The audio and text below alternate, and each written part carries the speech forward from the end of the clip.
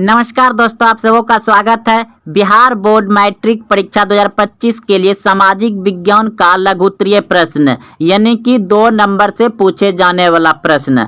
यह सभी प्रश्न आपको अर्धवार्षिक परीक्षा यानी 3 माही, 6 माही, 9 माही में भी पूछे जाएंगे 2 नंबर से।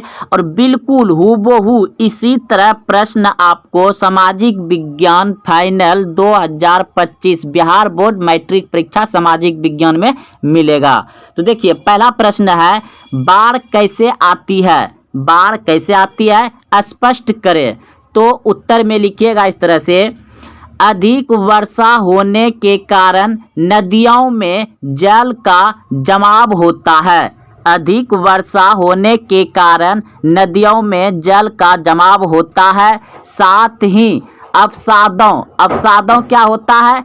अवसादों यानी कि जो पूरा बह करके नदी में जो जल गिरता है तो उसके साथ कूड़ा करकट मिट्टी सब जो जाता है तो क्या होता है, उसका नदी का तली यानी कि नीचे नदी क्या होता है, भर जाता है यानी कि गहराई कम हो जाता है तो जल क्या होगा, ऊपर ही उठेगा।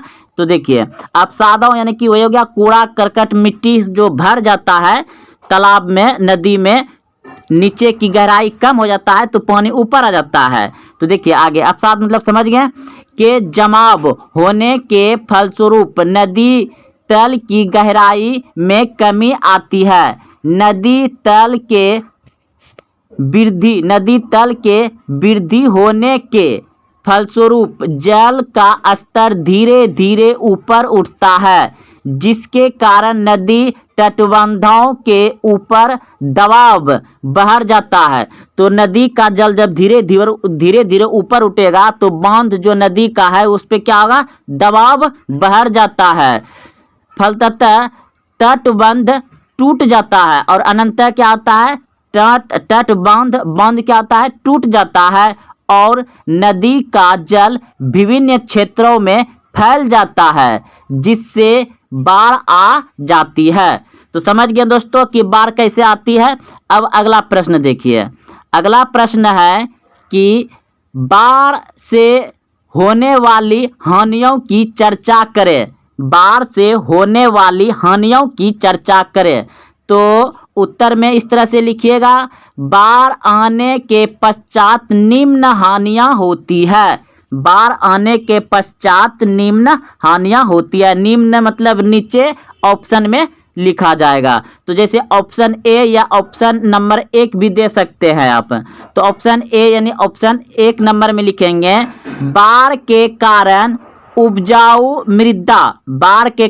उपजाऊ मिट्टी पर लंबे समय तक जल जमाव हो जाता है। यानी बाढ़ के कारण उपजाऊ मृदा यानी मिट्टी पर लंबे समय तक जल जमाव हो जाता है। यानी कि जो खेती हो रहा है वहां पर पानी अधिक समय तक क्या होता है, जमे रहता है तो खेती नहीं कर पाता है। पहला हो गया। दूसरा, बाढ़ के दौरान वनस्पति जीव जंतुओं की मृत्यु हो जाती है। बाढ़ के दौरान वनस्पति जीव जंतुओं की मृत्यु हो जाती है। तीसरा, बाढ़ के कारण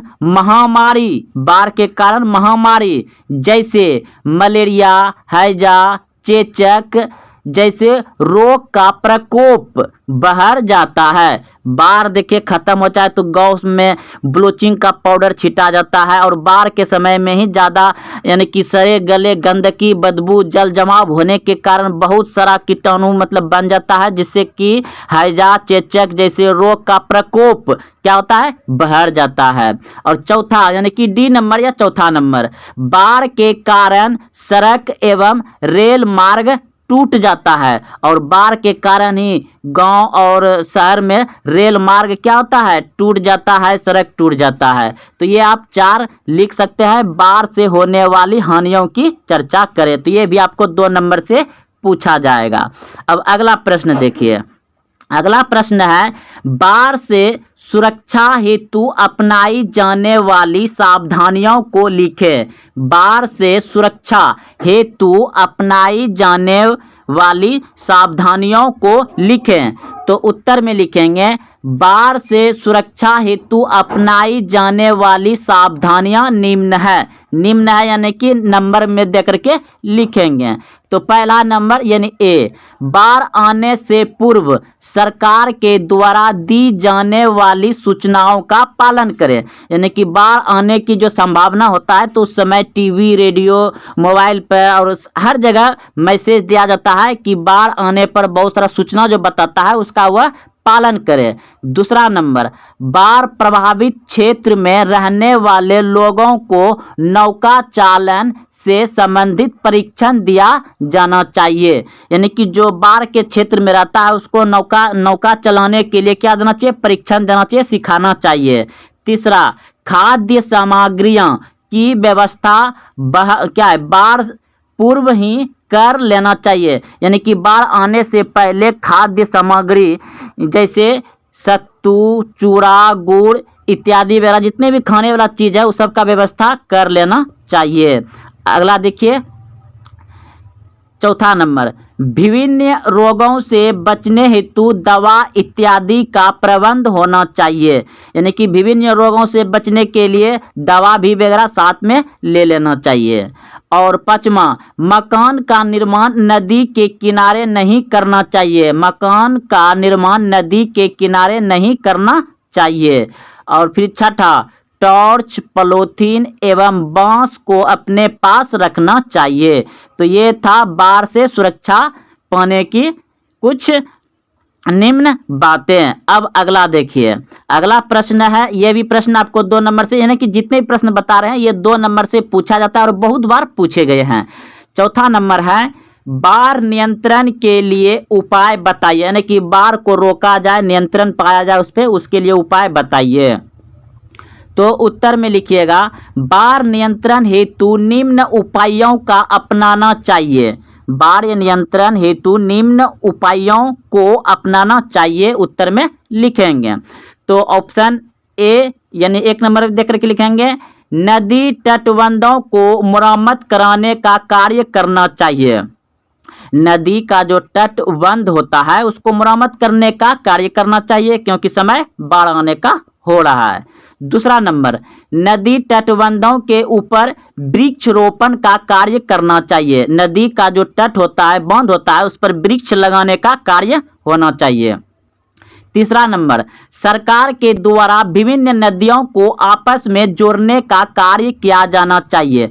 सरकार के द्वारा विभिन्न नदी जो है उसको आपस में जोड़ देना चाहिए ताकि पानी बहते हुए जाकर के समुद्र में गिर जाए। चौथा नंबर, सुदूर संवेदन प्रणाली के द्वारा बाढ़ प्रभावित क्षेत्र का अध्ययन कर बांधों का नियमित समय पर जांच किया जाना चाहिए।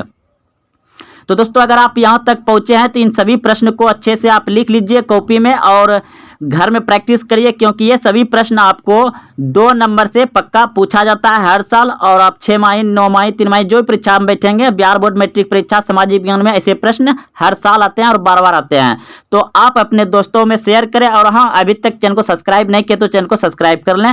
फिर मिलते हैं अगले वीडियो में। धन्यवाद। जय हिंद, जय भारत।